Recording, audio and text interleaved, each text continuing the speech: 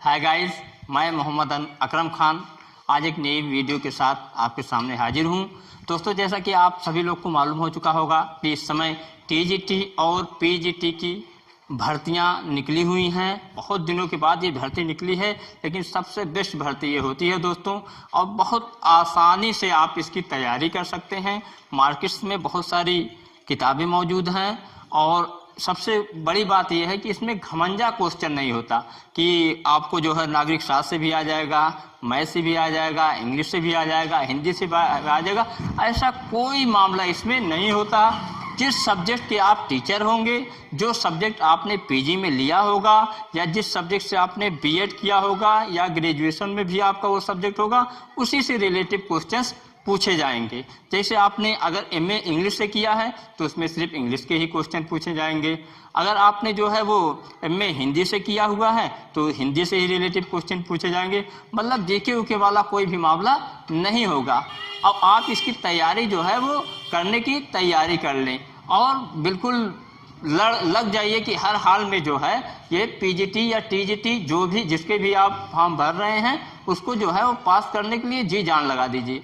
दोस्तों, खास जरूरी बात यह है कि टीजीटी क्या होता है और पीजीटी क्या होता है, और इसमें बहुत सारे कन्फ्यूजन्स हैं जिसे जो है दूर करने के लिए मैंने ये वीडियो बनाई है।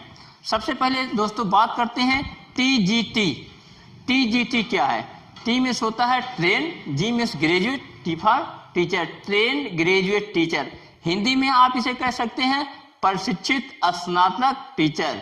टी से होता है ट्रेन, ठीक। अब जो है there are 3 types of train teacher. Train teacher ज़्यादातर 3 तरह के होते हैं। होते तो 2 तरह के हैं, लेकिन एक उसमें और ऐड कर दिया गया है। जैसे पहला आपका होता है बीएड और एक होता है बीटीसी और डीएलएड, जो आज के ज़माने में लोग डीएलएड बोलने लगे हैं बीटीसी को ही। तो अब इसमें जो है 2 तरह के ट्रेन टीचरों का नाम आ रहा है, लेकिन जो कोई बीटीसी है या डीएलएड है या बीपीएड है वो इसके लिए एलिजिबल नहीं है। आपको जो है ट्रेंड का यहाँ मतलब जो है बीए, बीएससी, बीकॉम के साथ आप बीएड हों। किसके साथ? बीए, बीएससी या बीकॉम, मतलब ग्रेजुएशन के साथ आपका बीएड हो। बकिया कोई डिग्री जो है बीएड से नीचे कोई भी डिग्री मान्य नहीं है। दूसरा आपके सामने है पीजीटी, पोस्ट ग्रेजुएट टीचर। अब पोस्ट ग्रेजुएट टीचर का मतलब प्रास्नातक शिक्षक। ट्रेन ग्रेजुएट टीचर जो होता है दोस्तों वो 9th और 10th के लिए है, और पीजीटी पोस्ट ग्रेजुएट टीचर जो होता है वो आपका 11th और 12th के लिए है, ठीक। अब इसके लिए आप चाहे एमए हो, चाहे एमएससी हो, चाहे एमकॉम हो, तीनों में से आप जो भी रहेंगे, जिस सब्जेक्ट से आपने किया हुआ हो, ठीक, उसके अकॉर्डिंग आप जो है उस फॉर्म को फिलअप कर सकते हैं। तीसरी चीज इसमें आ रहा, कौन नहीं भर सकता इस फॉर्म को। एक चीज ये भी है कि कौन लोग हैं जो इसके लिए एलिजिबल नहीं है, कौन लोग हैं जो फॉर्म नहीं भर सकते। उसके लिए एकदम सिंपल भाषा में आप समझ लीजिए, जिसने बीटीसी किया है, जिसने डीएलएड किया है, जिसने बीपीएड किया है या जिसने बीटेक किया है, ठीक। बीटेक हालांकि है ग्रेजुएशन लेवल की ही डिग्री, लेकिन ये मान नहीं है टीजीटी और पीजीटी के लिए। तो ये जिनके पास ये डिग्रियां हैं और ये सोच रहे हैं कि मैं भी इसके लिए एलिजिबल हूं, तो नहीं, वो इस फॉर्म को नहीं भर सकते। जिनका बीएड या एमए का रिजल्ट नहीं आया है, मतलब जो अपीयरिंग में है या जिनका रिजल्ट नहीं आया है, वो इस फॉर्म को कतई नहीं भर सकते। हाँ, अगर 27 तारीख इसकी लास्ट डेट है, अगर उसके पहले इनका रिजल्ट आ जाता है तो बिल्कुल वो इस फॉर्म को भर सकते हैं। चौथी चीज जो सबसे अहम है, बहुत बड़ा मसला है, लोग कुछ चीज़ें ऐसी होती हैं कि आदमी उसे करता रहता है लेकिन उसके बारे में खुद नहीं जानता कि ये है क्या चीज़। जैसे आया है एक तदर्थ शिक्षक। अब ये तदर्थ शिक्षक क्या है? बहुत लोगों के दिमाग में ये कन्फ्यूजन है कि भाई तदर्थ शिक्षक क्या चीज़ है।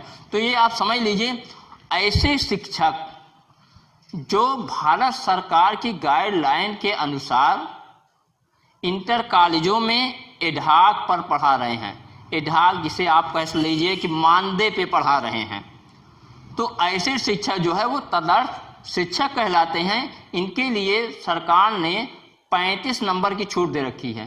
कितने नंबर की? 35 नंबर की, लेकिन सबको 35 नंबर मिल जाएगा ये जरूरी नहीं है। तो किसको मिलेगा, कैसे मिलेगा, इसको भी आप समझ लीजिए। एक साल पर 1.75 नंबर, मतलब लगभग जो है वो एक साल में लगभग 2 नंबर के करीब करीब मिलेगा। अब उसी हिसाब से जिसने 4 साल पढ़ाया है, 5 साल पढ़ाया है, 10 साल पढ़ाया है, अगर कोई 20 साल पढ़ाया है, कोई भी तदर्स शिक्षक है एडाक पर 20 साल कंटिन्यू पढ़ाया है, तब जाके उसको 35 नंबर पूरे का पूरा मिलेगा। हालांकि ये एक बहुत बड़ा बेनिफिट है, 35 नंबर आपको फ्री में मिल जाए तो अपने आप में ये बहुत मायने रखता है। ये चीज़ क्लियर हो गई। फिर आ रहे हैं पीजीटी के उन शिक्षक, अच्छा एक चीज़ और समझ लीजिए, पीजीटी के कुछ शिक्षकों को 25 नंबर अलग से मिलेगा। अब भैया किसको और 25 नंबर अलग से मिलेगा, और इसमें लोगों को बहुत कंफ्यूजन है कि यार पीजीटी मैंने तो किया, पीजी मैंने किया है, लेकिन मैं बीएड नहीं हूँ, और इसमें कह रहा है बीएड तो एमफिल तो पीएचडी फलाना ढिमका उसमें दिया हुआ है, लेकिन लोग बहुत कंफ्यूज हैं। अब इसकी कंफ्यूजन क्या है समझ लीजिए। आपको पीजीटी के लिए सिर्फ एमए होने की जरूरत है, आप एमए हैं, आप फॉर्म डाल सकते हैं। अब उसमें 25 नंबर आपको एक्स्ट्रा सरकार ने देने के अलाउंस किया है। किस चीज पे देगा कि पीजीटी के साथ उन शिक्षकों को 25 नंबर का अधिभार मिलेगा जो पीजी के साथ बीएड किए हैं, पीजी के साथ बीएड किए हैं, बीए एमएड किए हैं, एमफिल किए हैं या पीएचडी किए हैं। ऐसे शिक्षक जो पीजी भी किए हैं और साथ में बीएड या एमएड या पीएचडी किए हैं, उनको जो है वो 25 नंबर तक मिल सकता है एक्स्ट्रा अलग से। इसको जो है वो फ्री का 25 नंबर इनको जो है इस फॉर्म भरने के बाद एग्जाम में जो है इनको 25 नंबर अलग से ये सरकार देगी, जिसने जो पीजी के साथ ये सारी डिग्री की हुई है। फिर एक चीज आ रहा है कि 10% का आरक्षण ईवीएस छात्रों को मिलेगा। अब एक और नई चीज भैया आ गई, ईवीएस, ये क्या है, नहीं ईडब्ल्यूएस, सॉरी एक नई चीज आ गई ईडब्ल्यूएस। अब ये ईडब्ल्यूएस कौन से छात्र इसमें आएंगे, ऐसे छात्र जो आर्थिक रूप से गरीब, आर्थिक रूप से कमजोर हैं, मतलब गरीबी है, बहुत परेशानियां हैं, ऐसे छात्रों को सरकार ने 10% का आरक्षण दे रखा है कि उनको जो है वो 10% आरक्षण मिलेगा अलग से। उसके बाद अब एग्जाम का पैटर्न क्या होगा, तो उसके लिए लिखित परीक्षा होगी। लेकिन लिखित परीक्षा का यहाँ ये मतलब बिल्कुल मत समझिएगा कि सब लिखना ही पड़ेगा ना, आपको 4 ऑप्शंस मिलेंगे, ये एमसीक्यू टाइप 4 ऑप्शन मिलेंगे, चारों में से जो ऑप्शन सही होगा उसमें इस तरह का ऐसे काले रंग से गोला बनाना पड़ेगा। ठीक, क्लियर। आगे बढ़ते हैं। सवाल जो है वो 125 सवाल होगा। कितने सवाल होंगे, 125 सवाल होंगे, और समय जो आपको मिलेगा वो 2 घंटे का मिलेगा। कितने घंटे का, 2 घंटे का समय मिलेगा, और कुल नंबर इस पे जो मिलेंगे वो 500 मिलेंगे। अब इसमें थोड़ा सा पेच है, जो पीजीटी के छात्र हैं ये फॉर्म भरेंगे, उनको जो है इंटरव्यू भी उनका होगा, लेकिन जो टीजीटी वाले हैं उनका इंटरव्यू नहीं होगा, उनके सीधे सीधे 500 नंबर का जो है वो एग्जाम ही होगा। पर उस पे जो है पर क्वेश्चन पे लगभग 4 पर क्वेश्चन जो है लगभग 4 नंबरों का होगा, तो 125 × 4 आप करेंगे तो 500 आ जाएगा। ठीक, आगे बढ़ते हैं। नो माइनस मार्किंग, अच्छा इसमें ये है ना, जैसे आप एग्जाम वगैरह देते हैं तो बहुत सारे एग्जाम्स में ऐसा होता है कि उसमें माइनस मार्किंग रहती है, तो लेकिन इस एग्जाम की ये खासियत है, ये अच्छाई है कि इसमें कोई भी माइनस मार्किंग नहीं रहेगा। आप जो क्वेश्चन आ रहा है उसको भी करिए, और जो क्वेश्चन नहीं आ रहा उसको भी करके आइए। हो सकता है कि अंधी लग जाए करेक्ट, तो फिर आपको बस चांदी हो जाएगी। उसके बाद आ रहा है इसकी जो लास्ट डेट है वो 27/11/2020 है। इसके पहले आप हर हाल में अपने फॉर्म को भर दीजिए और तैयारी में जुट जाइए बिल्कुल दिलो जान से। मैं खुद जो है इंग्लिश का टीचर हूँ और मैं कंटिन्यू आप लोग की तैयारी कराऊंगा, और इसकी तैयारी के लिए आप हमारे YouTube चैनल से जुड़ें और आप जितना भी सहयोग हो सकेगा हम आपका करते रहेंगे। उसके बाद आ रहा है एज, इसमें जो है वो आपकी कम से कम उम्र 21 साल होनी चाहिए, इसके ऊपर आप जितने हैं इससे कोई मतलब नहीं है। एज की यहाँ पे कोई भी बाउंडेशन नहीं है, कम से कम 21 हो, ज़्यादा से ज़्यादा आप सब 59-60 साल तक भर सकते हैं, कोई दिक्कत नहीं है। फिर कह रहा है अच्छा टेट सुपर टेट, बहुत से स्टूडेंट ये कंफ्यूज हैं कि यार हमने टेट उसमें के लिए टेट करना है कि नहीं, सुपर टेट करना है कि नहीं। भैया इसमें टेट और सुपर टेट वो 6 to 8 के लिए होता है या 1 to 8 के लिए होता है, बाकी आपको 9, 10 या 11, 12 के लिए टेट या सुपर टेट की कोई ज़रूरत नहीं है। ये अपने आप में टेट और सुपर टेट का बाप है ये एग्ज़ाम, दोनों बात आप समझ लीजिएगा। उसके बाद एक सवाल और जहन में आता है, क्या मदरसे के छात्र भी टीजीटी पीजीटी का फॉर्म भर सकते हैं? देखिए मदरसे जैसे संस्कृत बोर्ड है, जैसे सीबीएसई बोर्ड है, उसी तरह से मदरसा बोर्ड भी है। तो मदरसे का जो हाई स्कूल की डिग्री होती है वो मौलवी की डिग्री हाई स्कूल के बराबर होती है और आलिम की डिग्री इंटर के बराबर होती है। बाकी कामिल को बीए कहते हैं और फाजिल को एमए कहते हैं, लेकिन कामिल और फाजिल की डिग्री भी जो है वो बोर्ड दे देता है, जबकि बोर्ड को ये अथॉरिटी नहीं है। आप जब ग्रेजुएशन लेवल पे कदम रखते हैं, ग्रेजुएशन में जाते हैं, तो किसी न किसी यूनिवर्सिटी से आपके जो है आपको टच होना पड़ता है। लेकिन यहाँ क्या है, मामला उल्टा है और इतने दिन से ये बोर्ड जो है वो चल रहा है, लेकिन कोई इस पर गौर भी नहीं कर रहा कि मतलब इसका जो है वो बोर्ड हटा के कामिल और फाजिल का किसी यूनिवर्सिटी से अटैच कराया जाए और वो पूरा हैंड ओवर करे इसको, लेकिन किसी को कोई मतलब नहीं है। तो ऐसे छात्र जो इंटर तक आलिम का कोर्स किए हुए हैं, उसके बाद किसी यूनिवर्सिटी से ग्रेजुएशन किए हैं, इंटर आलिम से हैं और किसी यूनिवर्सिटी से ग्रेजुएशन किए हैं, उसके बाद बीएड किए हैं या पीजी किए हैं, तो बिल्कुल ऐसे छात्र जो है इस फॉर्म को भर सकते हैं, टीजीटी और पीजीटी का।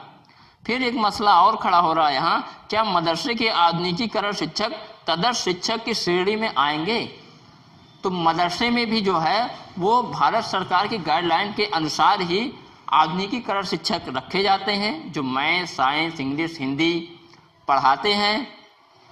तो बिल्कुल ये लोग भी जो है वो तदर्श शिक्षक की श्रेणी में आएंगे, लेकिन इसके साथ ये शर्त है कि जो एडेड मदरसे हैं, एडेड मदरसे की वो शिक्षक जिनके मान्यता उच्च आलिया या उच्च आलिया की है, आलिया मतलब हाई स्कूल तक और उच्च आलिया माने इंटरमीडिएट तक, जिनकी मदरसे के जिस भी मदरसे की मतलब मान्यता आलिया या उच्च आलिया की है और वहाँ के शिक्षक वहाँ पढ़ा रहे हैं, और तो उनको जो है इसका बेनिफिट शिक्षक की बेनिफिट उसको मिलेगी, लेकिन उनको डीआईएस से संपर्क करना पड़ेगा। वो जाएं और डीआईएस से संपर्क करें और अपनी बात को पूरी तरह रखें कि हम फला मदरसे में, जो कि सरकार के अंडरटेकिंग चलता है, इतने साल से पढ़ा रहे हैं, हमको भी तरह शिक्षक के तौर पे हमको भी सैलरी मिलती है, हमको भी मानदेय मिलता है, तो उस पर वो लिख के दे देंगे, तो आप भी जो है उस 35 नंबर जो फ्री का मिल रहा है उसके भी आप भी हकदार हो जाएंगे। ठीक, अब एक मुद्दे की बात ये है दोस्तों कि मैं इंग्लिश का टीचर हूँ, अब मैं जो है कंटिन्यू इस पे आप लोगों को तैयारी कराऊंगा। वीडियो बहुत लंबी ना हो जाए इसलिए मैंने बहुत शॉर्टकट में आप लोग को बता दिया है। अगर इसमें भी आपको कोई कन्फ्यूज़न हो तो आप बिल्कुल उस पर हमसे डिस्कस कर सकते हैं, मैं जो है आपके सारे कन्फ्यूजन को दूर करूँगा। दूसरी बात ये है, इसके बाद हमारी जो नेक्स्ट वीडियो आएगी वो होगी कि आपका सिलेबस क्या है। सिलेबस जो है वो आपको एक तो लिटरेचर का पूरा 100% ज्ञान होना चाहिए, दूसरा ग्रामर का भी आपको बेहतरीन ज्ञान होना चाहिए। इन दोनों की तैयारी में क्या क्या चीज़ें आएंगी, इसमें सिलेबस में कौन कौन से राइटर्स हैं, किसको किसको आपको कैसे कैसे पढ़ना है, ग्रामर में क्या क्या चीज़ें आपकी इंपॉर्टेंट हैं, कैसे कैसे इसको पढ़ना है, ये सारी तैयारियां जो है हम नेक्स्ट वीडियो में आपको बताएंगे। और आप जो है अगर आपको हमारी वीडियो पसंद आए तो इसको शेयर ज़रूर करें। बहुत से ज़रूरतमंद लोग ऐसे हैं जो पैसे के अभाव में तैयारियां नहीं कर पाते, और बहुत सारे यूट्यूबर्स ऐसे हैं जो बिना पैसे के अपने ज्ञान को दूसरे तक नहीं पहुंचा रहे हैं। खासकर टीजीटी और पीजीटी का मसला ये है। लेकिन दोस्तों यहाँ ऐसा नहीं है, आप हमसे जुड़े रहेंगे, हमारे पास जितना है उतना हम कोशिश करेंगे आप तक पहुँचा दें, उतना ज्ञान हम आप तक पहुंचा दें। इंग्लिश का मैं टीचर हूं, इंग्लिश की मैं आपको भरपूर तैयारी कराऊंगा। जो भी लोग इंग्लिश के स्टूडेंट हैं या इंग्लिश से जो है वो पीजी किए हैं इस फॉर्म को फिलअप करेंगे, उनसे रिक्वेस्ट है हमारे साथ जुड़ें और तैयारी करें जीत की। मिलते हैं नेक्स्ट वीडियो में, तब तक के लिए बाय।